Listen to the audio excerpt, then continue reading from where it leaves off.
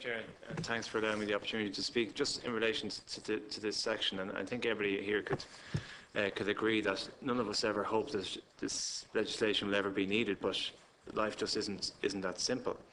I just want to put on record that those who are proposing that this section wouldn't be enacted or be deleted are suggesting that the constitutional rights of women, as laid down by the Supreme Court and by the will of the people, would be left unvindicated.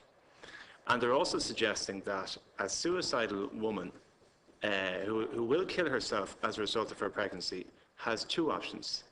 One, that the state will force her to go through with that pregnancy, regardless of her suicidal state. Or secondly, that the state would force the option of a woman in a suicidal state to go to the UK without the support of her own clinician, her own medical support, her own family support.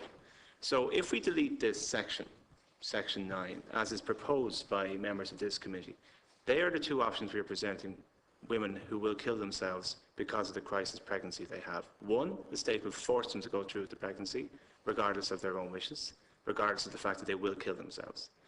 And secondly, the other option is to go to the UK in a suicidal state, across the water, outside of their own supports that they would get in this republic. So I just would think that those who are suggesting we should delete this section should think long and hard about that, regardless of the fact that it is the constitutional right of a woman whose life is at risk through suicide to obtain a termination on that basis, because that's what the X case was all about.